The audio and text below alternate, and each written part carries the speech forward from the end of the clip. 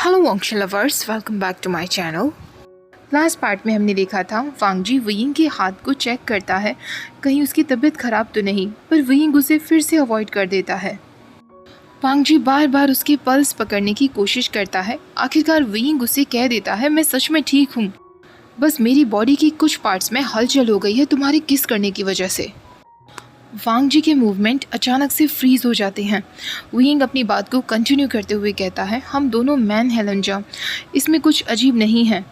तुम मुझसे ये मत कहना कि तुम्हें कोई फीलिंग नहीं हो रही मुझे किस करने के बाद। ऐसा कहकर वयिंग फिर ब्लैंकेट से खुद को कवर करने की कोशिश करता है, पर वांग जी उसका हाथ रोक लेता है। वयिंग उससे कहता है, अब क्या हुआ?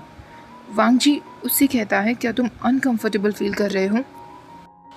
वयिंग उससे कहता है, हाँ मैं बहुत अनकंफर्टेबल फील कर रहा हूँ, पर तुम इसमें क्या कर सकते हो? क्या तुम रिस्पॉन्सिबिलिटी लोगे? वांग जी कुछ टाइम तक उसे कोई रिस्पॉन्स नहीं देता, लेकिन कुछ टाइम बाद आखिरकार वो कह ही देता है, हाँ। वयिंग सरप्राइज्ड होते हुए कहता है, क्या कहा तुमने? वांग जी एक गहरी सांस लेता है, उसकी आंखों में देखता है और एक्सट्रीमली सीरियस एक्सप्रेशन के साथ उसे कह देता है, मैं रिस्पॉन्सिबिलिटी लूँगा। ये सब मेरी वजह से हुआ है ना, तो मुझे रिस्पॉन्सिबल भी होना चाहिए। वयिंग ब्लैंक एक्सप्रेशंस के साथ वांग जी की तरफ देखे ही जा रहा था। इस बीच वांग जी वयिंग की पैंट की तरफ अपना हाथ ले जाता है। वयिंग सडनली अपने सेंस में वापस आता है और वांग जी से हट जाता है। अपने पैंट्स को प्रोटेक्ट करते हुए कहता है, नहीं लंजा, काम डाउन। ये तुम क्या कर रहे हो हांग गुंजुन? क्या तुम्हें पता भी है तुम क्या करने वाले थे? वांग जी उससे कहता है, क्या तुम्हें लगता है मुझे नहीं पता? वयिंग एक बार फिर अपने ट्राउजर्स को पकड़ते हुए कहता है, कुछ भी हो, पर तुम्हें ये सब करने की ज़रूरत नहीं। वांग जी उससे पूछता है, फिर तुम क्या करना चाहते हो? वयिंग कहता है, ऑफ कोर्स मैं खुद इस प्रॉब्लम को सॉल्व कर लूँगा। तो हांग गुंजुन प्लीज़ तुम मुझसे थोड़ा दूर हट जाओ। वांग जी ये सुनने के बाद थोड़ा सा अपसेट हो जाता है, पर वो वयिंग से कहता है, तुम बचने की कोशिश कर रहे हो? वयिंग कहता है, नहीं मैं कहीं नहीं जाऊँगा। वांग जी कहता है, ठीक है मैं जा रहा हूँ, और सडनली वो फिर से वो रोप उठाने लगता है। वयिंग कहता है, ये तुम क्या कर रहे हो?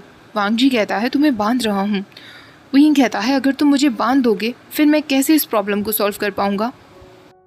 वांग जी सडनली उसकी बेल्ट को अनटाई कर देता है। वयिंग उससे कहता है, लंजा मैं मजाक कर रहा था, तुम क्या कर रहे हो? पर वयिंग की हालत वांग जी को क्लियरली दिख रही थी और वो वयिंग के मोस्ट सेंसिटिव पार्ट को टच कर लेता है। वयिंग उससे कहता है, लंजा छोड़ो मुझे, पर वांग जी उससे कहता है, नहीं। वयिंग के दिमाग में फिर से वही वर्ड्स चलने लगते हैं जब वांग जी ने उससे कहा था, मैं तुमसे प्यार करता हूँ, और वयिंग का फेस और भी ज़्यादा रेड होने लगता है। सडनली वांग जी अपना हाथ हटा लेता है तो वयिंग उससे कहता है, नहीं लंजा, जो तुमने शुरू किया है वो तुम्हें कंटिन्यू करना होगा। वयिंग अपनी आंखें बंद कर लेता है और वो भी वांग जी के ट्राउजर्स को खोल देता है। वो मन में बार बार बोलने लगता है, हम दोनों मैन हैं, हम दोनों एक दूसरे को देख चुके हैं, हम बस एक दूसरे की मदद कर रहे हैं, ये सब नॉर्मल है। जैसे ही वयिंग उसके ट्राउजर्स को खोलता है, वांग जी वयिंग की लोअर लिप पर बहुत ज़ोर से बाइट कर लेता है।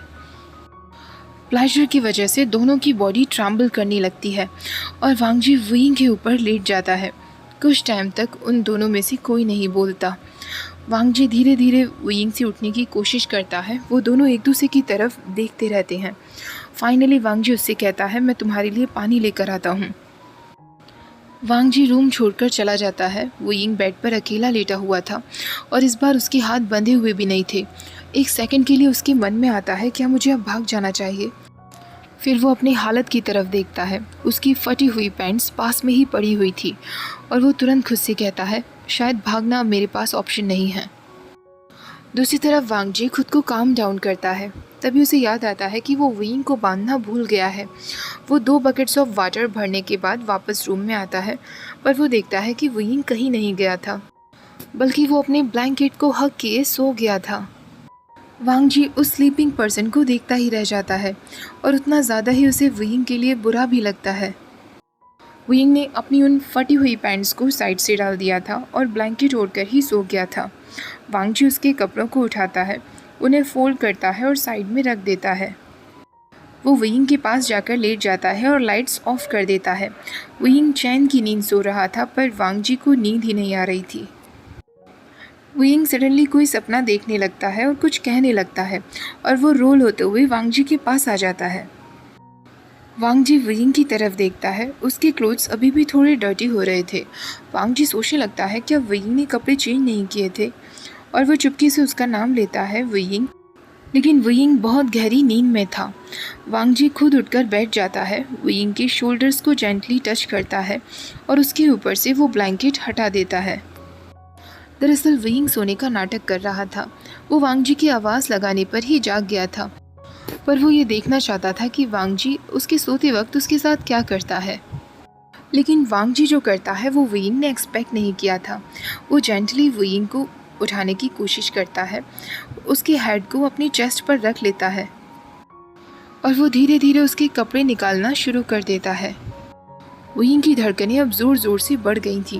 वो मन में सोचता है लंजा क्या करने वाला है, पर वांग जी उसका सिर्फ अंडरवेयर चेंज करता है और उसे वापस बेड में जेंटली लेटा देता है। वियिंग मुस्कुराने लगता है।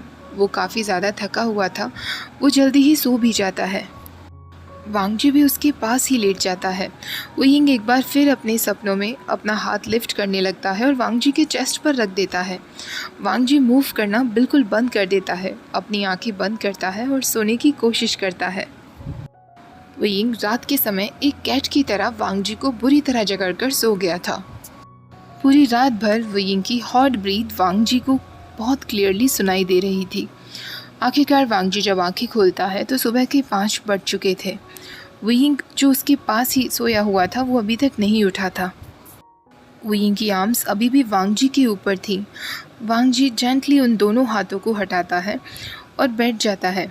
वो वियिंग से कहता है वियिंग उठने का समय हो गया है। वियिंग कहता है नहीं अभी नहीं। वांग जी बस उसके स्लीपी फेस को ही देखता रहता है। मॉर्निंग लाइट में वियिंग का फेस बहुत ज़्यादा ब्यूटीफुल दिख रहा था। वांग जी धीरे धीरे वियिंग के स्लीपी फेस के नज़दीक जाने लगता है। जैसे ही वो वियिंग के बहुत ज़्यादा क्लोज आ गया था, वियिंग सडनली अपनी आंखें खोल देता है और वांग जी को इतना नज़दीक देखकर वो उसकी नेक पर अटैक कर देता है और उनकी ब्यूटीफुल मॉर्निंग की शुरुआत फाइटिंग से होती है। काफ़ी सारे राउंड्स के बाद आखिरकार वियिंग को हार माननी ही पड़ती है। वांग जी ने उसकी रिस्ट को पूरी तरीके से जकड़ लिया था। वियिंग उससे कहता है दर्द हो रहा है लंजा, प्लीज़ मेरा हाथ छोड़ो। वांग जी जब उसे चिल्लाते हुए सुनता है तो वो थोड़ा सा रिलैक्स करता है, पर वो पूरी तरीके से वियिंग के हाथों को नहीं छोड़ता। अब वियिंग उससे कहता है लंजा, तुमने मुझे यहाँ बुलाया और मेरे पैंट्स को फाड़ दिया, अब आज के दिन में क्या पहनूंगा। वांग जी अचानक वो सारी बातें याद करने लगता है जो भी कुछ लास्ट नाइट उन दोनों के बीच हुआ था। इसी मौके का फ़ायदा उठाते हुए वियिंग तुरंत अपने हाथ उससे छुटा लेता है। वांग जी इस बार उसे पकड़ने की कोशिश भी नहीं करता, बल्कि वो वियिंग की कही बातों को सीरियसली इशू समझकर सोचने लगता है, क्योंकि उसके कपड़े वियिंग के लिए अनसूटेबल थे। उसका साइज़ डिफरेंट था। जितना ज़्यादा वो इस बारे में सोच रहा था, उतना ज़्यादा ही उसे अपने कल के बिहेवियर के लिए रिग्रेट हो रहा था। वो वियिंग की फेस की तरफ क्लियरली देख भी नहीं पा रहा था। ये देखकर वियिंग का हार्ट थोड़ा सॉफ्ट हो जाता है और वो वांग जी से कहता है कोई बात नहीं, बस एक पैंट ही तो है, मैं जंगशा से कह दूंगा, वो मेरे लिए नया खरीद देगा। जंगशा का नाम सुनते ही वांग जी उससे कहता है बिल्कुल नहीं। वियिंग स्माइल करते हुए कहता है तो क्या हांगुन जुन मेरे लिए पैंट खरीद कर लाएंगे, क्या ये पॉसिबल है। वो दोनों आपस में बात कर ही रहे थे, तभी उनके दरवाजे पर नॉक होता है। बाहर से लान चैन की आवाज़ आती है, वांग जी क्या तुम उठ गए हो। वियिंग तुरंत ज़ोर से कहने की कोशिश करता है जेवुजुन, लेकिन उससे पहले ही वांग जी उसके माउथ को टाइटली कवर कर लेता है। वांग जी अब वो रोप उठाता है जिससे उसने वियिंग को बांधा हुआ था, जिसे देखकर वियिंग थोड़ा सा घबरा जाता है। वो वांग जी का हाथ हटाते हुए कहता है इट्स ओके लंजा, मैं कुछ नहीं करूँगा। पर वांग जी बिना किसी हेजिटेशन के फिर उसका माउथ कवर कर देता है। शिचैन फिर बाहर से आवाज़ लगाता है वांग जी। वांग जी रिस्पॉन्ड करते हुए कहता है एल्डर ब्रदर, मैं यही हूँ। वियिंग फिर वांग जी का हाथ हटाते हुए कहता है लंजा इट्स ओके, मैं बिल्कुल आवाज़ नहीं करूँगा, मैं बस। वियिंग इसके आगे फिर कुछ नहीं कह पाता, क्योंकि वांग जी ने इस बार उस पर साइलेंसिंग स्पेल का इस्तेमाल कर दिया था। वांग जी वियिंग के हाथों को बांध देता है। बाहर से शिचैन की आवाज़ फिर से सुनाई देती है वांग जी, क्या कुछ प्रॉब्लम हुई है? वांग जी अब वुयिंग की पूरी बॉडी को ब्लैंकेट से कवर कर देता है और दरवाज़ा खोल देता है। शिचैन देखता है कि वांग जी के क्लोथ्स थोड़े मैसी हो गए थे। शिचैन उससे पूछता है, वांग जी तुम्हारे साथ क्या हुआ? वांग जी अपने अपीयरेंस को ठीक करते हुए कहता है, एल्डर ब्रदर मैं ठीक हूँ। शिचैन कहता है, अगर कुछ नहीं हुआ तो ठीक है, क्योंकि मुझे ऐसा लगा तुम कल से काफ़ी अजीब बिहेव कर रहे हो, इसलिए मैं सुबह होते ही तुम्हारे पास चला आया। अगर कोई बात है तो तुम मुझे बता सकते हो। वांग जी कहता है, मैं ठीक हूँ ब्रदर। शिचैन रूम के अंदर की तरफ देखने की कोशिश करता है, तभी वांग जी कहता है, क्या आप अंदर आना चाहेंगे एल्डर ब्रदर? शिचैन स्माइल करते हुए कहता है, नहीं, मुझे पता है कि तुम्हें अपने रूम में किसी का भी आना पसंद नहीं है। वांग जी कहता है, पर आप कोई और नहीं हो, आप मेरे एल्डर ब्रदर हो। शिचैन फिर स्माइल करते हुए कहता है, मैं फिर किसी दिन आऊँगा वांग जी, अभी मुझे अंकल को विज़िट करने के लिए जाना है। जब शिचैन वहाँ से जाने लगता है, वांग जी सडनली उसका नाम लेता है। शिचैन उससे कहता है, क्या हुआ वांग जी? तो वांग जी कहता है, एल्डर ब्रदर क्या आप मुझे बता सकते हैं कि सही टाउन में क्लोथिंग स्टोर कहाँ मिलेगा? शिचैन के बताने के बाद वांग जी तब तक उस पर नज़र रखता है जब तक शिचैन कोर्टयार्ड रूम से बाहर न चला जाए। फाइनली वो अंदर आता है, क्योंकि वुयिंग ब्लैंकेट के अंदर बार बार टर्न हो रहा था। वांग जी तुरंत उसके पास जाकर वो ब्लैंकेट हटाता है और उसके ऊपर से वो म्यूट स्पेल भी हटा देता है। वुयिंग उससे कहता है, लंजा तुम मुझे इस तरह कैसे ट्रीट कर सकते हो, ये बहुत गलत है। वांग जी सिर झुकाते हुए कहता है, मुझे माफ़ कर दो। वुयिंग को पता था कि लंजा दिल से माफ़ी मांग रहा है, पर उसे ये भी पता था कि लंजा ये सब करना बंद भी नहीं करने वाला। वुयिंग ने ट्राउज़र्स नहीं पहने हुए थे, उसने अंडरवेयर पहना हुआ था जो वांग जी का था। वांग जी का अंडरवेयर उसे काफ़ी लूज था, जिससे उसकी बॉडी ज़्यादा कवर नहीं हो पा रही थी और ज़्यादातर एक्सपोज्ड ही थी। वांग जी तुरंत अपना फेस उससे हटा लेता है और कफ करते हुए कहता है, एल्डर ब्रदर ने कहा है कि नए कपड़े एक दिन के अंदर रेडी हो जाएंगे। वुयिंग कहता है, फिर आज का क्या होगा? क्या आज पूरे दिन में तुम्हारे यही अंडरवेयर पहनकर घूमूंगा लंजा? वांग जी उससे कहता है, तुम्हें रूम में ही अंदर रहना है। वुयिंग कहता है, मैं तुम नहीं हूँ लंजा, तुम्हारे साथ 1 महीने लाइब्रेरी में बिताकर ही मैं पागल हो गया था, ऊपर से तुमने मेरे पैंट्स भी फाड़ दिए हैं, तुम्हें रिस्पॉन्सिबिलिटी तो लेनी होगी। वांग जी फिर अपना सिर झुकाते हुए कहता है, तुम मुझसे क्या करवाना चाहते हो? वुयिंग कहता है, बहुत ईजी है लंजा, हम दोनों सेम हाइट के ही हैं, मैं तुम्हारे पैंट्स पहन लूँगा, मुझे तुम्हारे कपड़े पहनने में कोई प्रॉब्लम नहीं है। अगर तुम्हें प्रॉब्लम है तो मैं तुम्हारे लिए एक नए कपड़े खरीद कर भी दे दूँगा। वांग जी उससे कहता है, इसकी कोई ज़रूरत नहीं, मैं तुम्हें अभी अपने कपड़े निकाल कर देता हूँ। वांग जी तुरंत अपने अलमीरा से एक वाइट ट्राउज़र्स निकाल कर लाता है। वुयिंग उससे कहता है, अब तो मुझे खोल दो लंजा, अगर तुम मुझे नहीं खोलोगे तो मुझे ये ट्राउज़र्स कौन पहनाएगा? वांग जी उससे कहता है, मैं पहना दूंगा। ऐसा कहकर वांग जी उसकी लेग्स को अनटाई करता है और उसे ट्राउज़र्स पहनाने लगता है। इस पूरे वक्त उसने वुयिंग के वाइट लेग्स की तरफ देखा भी नहीं था, हालांकि उसके ईयर्स बुरी तरह रेड हो गए थे। हालांकि जैसे ही वो वुयिंग की और भी ज़्यादा नज़दीक जाता है, उसे बहुत ज़्यादा शाय फील होने लगता है। वो तुरंत अपना फेस कवर करता है और कोल्डली उससे कहता है, तुम खुद उसे पहन लो। वो जल्दी से वुयिंग के दोनों हाथों को अनटाई कर देता है और अपनी बॉडी को टर्न कर लेता है। वुयिंग तुरंत वांग जी के पैंट्स को पहन लेता है। वांग जी के पैंट्स वुयिंग के लिए थोड़े से बड़े थे। वुयिंग के हाथों में काफ़ी ज़्यादा रूप्स के निशान बन गए थे, जिनमें उन्हें थोड़ा थोड़ा पेन भी हो रहा था। वो पेन की वजह से चिल्लाने लगता है। वांग जी तुरंत उसकी तरफ मुड़कर देखता है और उससे कहता है, मैं अभी मेडिसिन लेकर आता हूँ। वुयिंग कहता है, नहीं, उसकी कोई ज़रूरत नहीं, ये बस छोटी सी इंजरी है लंजा, मेडिसिन की कोई ज़रूरत नहीं होगी, मैं इतना कमज़ोर नहीं हूँ। वांग जी को फिर भी गिल्टी फील हो रहा था। वुयिंग मुस्कुराते हुए कहता है, अगर तुम्हें इतना ही मेरे लिए सॉरी फील हो रहा है तो अब बस मुझे मत बांधना। वांग जी इस बात पर साइलेंट ही रहता है, ना ही वो वुयिंग से अग्री करता, ना ही उसे रिफ्यूज़ करता। वुयिंग पैंट्स पहनने के बाद बेड से उठकर जाने लगता है। वांग जी सडनली उसका हाथ पकड़ लेता है और उससे कहता है, तुम कहाँ जा रहे हो? वुयिंग कहता है, बाहर जा रहा हूँ लंजा, थोड़ा घूमने के लिए।